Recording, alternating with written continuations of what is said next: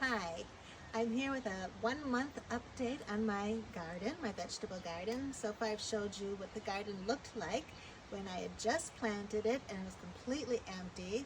And then I gave you a tour of it a month later when things were just starting to take off. And now I'm here pretty much almost at the end of the garden, right before the fall harvest, where everything just exploded and it looks like a jungle. It was a great gardening year despite getting off to a rocky start with a drought. We're out of the drought conditions now. These are all the beans. Most of them have been harvested already, but as you can see, I still have beans growing on the plants. I come out here once a day and I pick beans. The broccoli, I cut all the main heads off. But if you zoom in back there, you can see that we are now in the stage where there's little broccolinis, I like to call them, growing. And I will keep, there's one right here too, I will keep cutting little broccoli heads all into the fall. This year I tried something different. I always have this difficult area in the back of the broccoli where I can't seem to grow anything. And so I decided, let's try sunflowers. And most of the seed came up, and you see I have one in bloom. And if you're wondering why I was crazy enough to plant sunflowers in a vegetable garden, it's because normally I can't even enjoy my sunflowers because the squirrels usually eat the sunflowers before they even practically bloom. So now they're protected in here and the squirrels can't get to them. On the bottom here, I throw in potatoes wherever there's room, but my potatoes went crazy this year, and I'm hoping they didn't suffocate other things out. They normally never did that before. So we'll see. I also have carrots and onions back behind the potatoes, which I said are probably getting suffocated out, but they're still growing. I picked like 5 carrots yesterday. Up against the fence is the end of the pea harvest. You can still see a few pea pods on the fence, but most of those are done. Over here I have a cucumber. This is one cucumber plant. It grew beautifully. You can see there's a cucumber there. I've been hearing a lot of people tell me that they haven't been able to grow cucumbers this year, but I haven't had an issue at all. Mine's growing. I have more cucumbers than I can possibly even use, and I've been giving them away. All right, so let's go farther down the garden. If you want to zoom out there, I have 2 more huge beds of potatoes, which it's probably the best looking potato crop I've had in 4 years as far as the size and the health of the plants. Now, whether we've got great potatoes growing under them, that I don't know, but we'll find out in the fall. Okay. Oh, I hung these planters usually are on this ledge, but this year I needed beans this year. I didn't need them last year. And so the bean plants just kind of suffocated out the planters. And so then I found these deck hangers, and I put the planters inside the deck hangers and hung them on the wall, and I just love the look. I love how the flowers are up above like that. All right, the cauliflower, I've harvested already, but I do have 2 plants left that I'm not sure if they're gonna come to a head or not. I think these 2 almost died, and then they came back to life, and but we'll see. They haven't formed a head yet. Here I have spinach that is pretty much done and is starting to go to seed, but I still pick these, and I eat all these little leaves. It's quite tasty. And behind the spinach, I've got Swiss chard. That's the first time I've grown it this year. As you can tell, I cut a lot of it off already. It's a cut and grow plant, so you can cut it all summer long and it just keeps growing back. I really like it because it's very pretty and it was very easy to grow. And all of this is my zucchini. I mean, I normally only grow 1 zucchini and 1 summer squash, but then I had a year where like the summer squash plant died and the zucchini plant died, and so this year I made sure to grow 2 of them. But oh my gosh, we have so much zucchini this year, it's ridiculous that we can't even eat it all. And yes, I'm freezing it. Well, no, I swear I had one in there yesterday. Oh, here they are. Right over here. So these have to be picked before they get any bigger. But yeah, the refrigerator's full, the freezer's full. I'm making there's some zucchini in there. I'm making every zucchini and summer squash dish I can think of. All right. Let's go in and check the next garden out.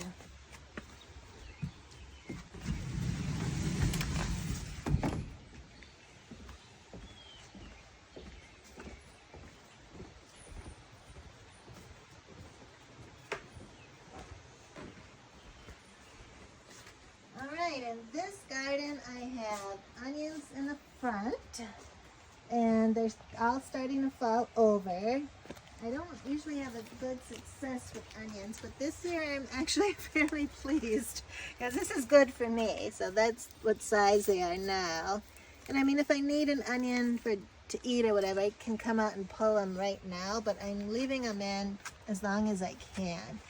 Then I have more potatoes and more carrots that are getting suffocated by the potatoes, so hopefully I'll still have a good carrot crop. You know, I trellis my tomatoes, and so that's all the tomatoes that everyone wonders how I do this. How do you get them to grow so flat against the fence? It's just a great space saver. Got some finally turning red. Let me come out and pick some of these. The tomatoes took a long time to turn red this year, but they're finally starting to turn red. And when the leaves start to go like this, that just means that the plant's done growing healthy green stalks and it's just gonna focus on ripening the fruit now. So that's a good sign. All right, and over here, I grew dill for the very first time and I just love it. I love the smell. I love the way it looks. I'm 5'7". Look at the size of this dill. It's like it was only supposed to grow 4 feet tall and I grew that tall, but I already harvested some seed from it to just put in dishes. And I grew the dill because I thought I was going to pickle. But then I decided, I don't think I need new pickles yet. But I think I'm going to grow it every year because I just like the way it looks and they attract beneficial insects to the garden. The rest of the back wall is squash. And believe it or not, you can grow squash up the trellis. And everyone asks me, how does it not fall off when it gets really big? Well, come down here and I'll show you.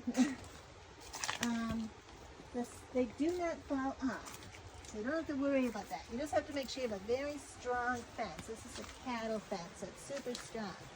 But the stem, as the squash gets bigger and bigger, the stem gets stronger and stronger. So it knows that it needs to get stronger to hold the weight of the squash.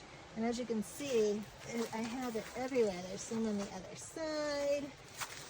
More over there. I mean, I am going to be overloaded with spaghetti squash this year. And these are my pepper plants. I've got red, orange, and green, all different varieties, probably 21, I think. And they are growing extraordinarily well. Look how tall they are. Everyone says, I can't believe how tall your pepper plants are. Mine are so much shorter. And they are just filled. Oh, look at the size of that pepper. I think I need to pick that. What do you think? This is my hand. Look at the size of that. I think I'll pick it right now, actually. I did not see that. Holy mackerel. This is a pepper, you guys. There's 4 of them that size. Oh my goodness.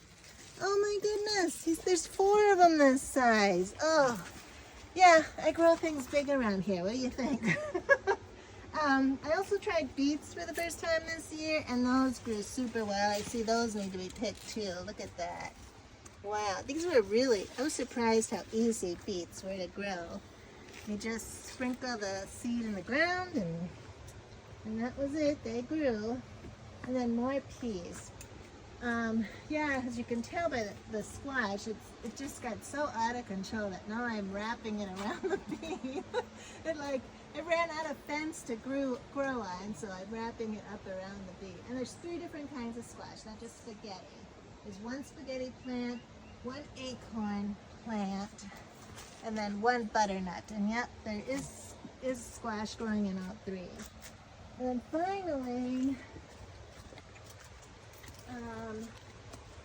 this is the garden that I expressed concern about because things weren't growing. We determined that the cause was the topsoil. So we're going to dig it all up next spring and add organic components.